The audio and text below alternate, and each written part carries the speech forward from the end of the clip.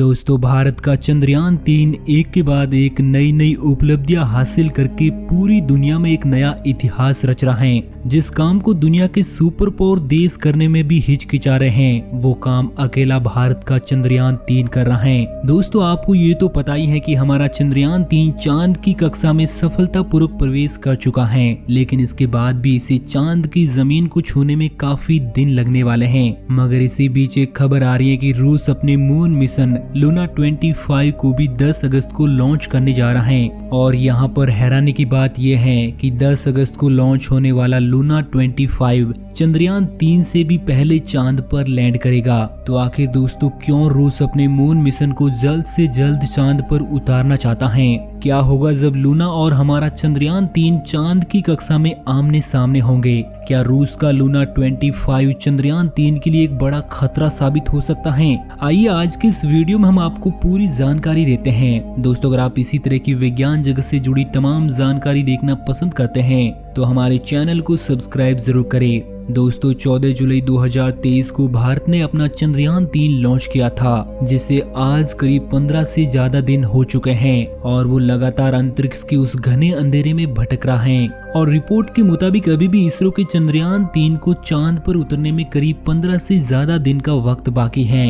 लेकिन वहीं रूस की स्पेस एजेंसी रोसकॉस्मोस ने हाल ही में बताया है कि वो 10 अगस्त को अपना मून मिशन लूना 25 लॉन्च करने जा रहे हैं और उसे मात्र 13 दिनों की यात्रा के बाद ही वो चांद पर उतारने की प्लानिंग कर रहे हैं। तो दोस्तों, 23 अगस्त के दिन 2 मशीनें चांद की जमीन को छूने की कोशिश करेगी। मगर इंतजार इस बात का है कि कौन इस काम को पहले और सही तरीके से कर पाता है। वहीं सोचने की बात यह है कि चंद्रयान-3 को आज 4 दिन हो गए हैं जब से वो चांद के करीब पहुंच चुका है। ऐसे में आखिर चंद्रयान-3 चांद पर उतरने में इतने दिन क्यों ले रहा है? दोस्तों, इसरो के वैज्ञानिकों का सोचने का और काम करने का नजरिया पूरी दुनिया से अलग है। वहीं दुनिया की सबसे पावरफुल स्पेस एजेंसी नासा भी चांद पर पहुंचने में मात्र 4 दिन का वक्त लेती है। वहीं इसरो इस काम को करने के लिए 1 महीने से भी ज्यादा वक्त लेता है। ऐसे में आप ये नहीं कह सकते कि इसरो की टेक्नोलॉजी बहुत पिछड़ी हुई है, बल्कि ये चांद पर जाने की सबसे सीक्रेट तकनीकों में से एक है।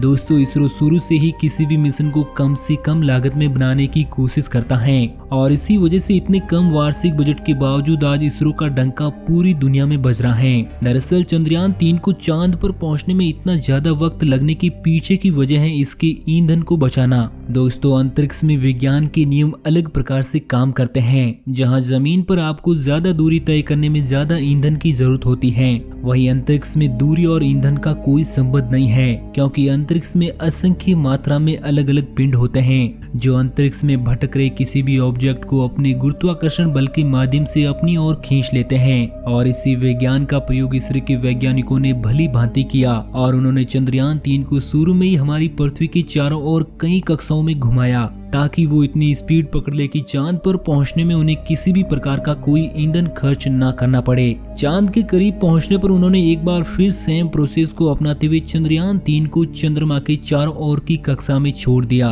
ताकि वो उसकी गति को चांद की ग्रेविटी के माध्यम से धीरे धीरे बिना कोई ईंधन खर्च किए कम कर सके।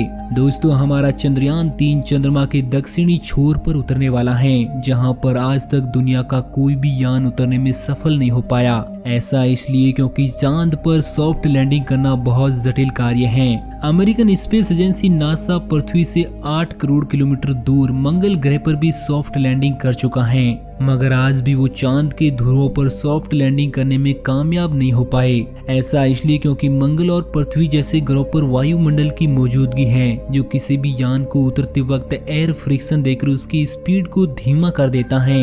मगर चंद्रमा पर बहुत महीन वायुमंडल है, जो किसी भी यान की स्पीड को कम करने के लिए पर्याप्त नहीं है। ऐसे में किसी भी यान को सॉफ्ट लैंडिंग करने के लिए अपने बूस्टर का प्रयोग करना पड़ता है और इसी वजह से इसरो हमारे चंद्रयान-3 के ज्यादा से ज्यादा ईंधन को बचाकर उसकी लैंडिंग को सफल बनाना चाहता है। यही वजह है कि भारत का चंद्रयान-3 रूस के लूना 25 से बेहद धीमा है। अब दोस्तों, क्या रूस का लूना 25 हमारे चंद्रयान-3 के लिए कोई मुसीबत पैदा कर सकता है? तो इसका जवाब होगा नहीं। दरअसल दोस्तों, चंद्रमा के चारों ओर कई सारी कक्षाएं वैज्ञानिकों द्वारा निर्धारित की गई हैं और प्रत्येक प्रत्येक यान अपनी अलग अलग कक्षा में चक्कर काटता है। चंद्रयान 3 से पहले ही 4 ऑर्बिटर कई सालों से चांद की परिक्रमा कर रहे हैं, जिनमें हमारा चंद्रयान 2 भी मौजूद है। ऐसे में लूना 25 और चंद्रयान 3 के रास्ते पूरी तरह से अलग हैं और उन्हें एक दूसरे से किसी भी प्रकार का कोई खतरा नहीं है। तो दोस्तों आशा करते हैं कि दोनों ही मिशन अपने अपने कार्यों में सफल जरूर हो,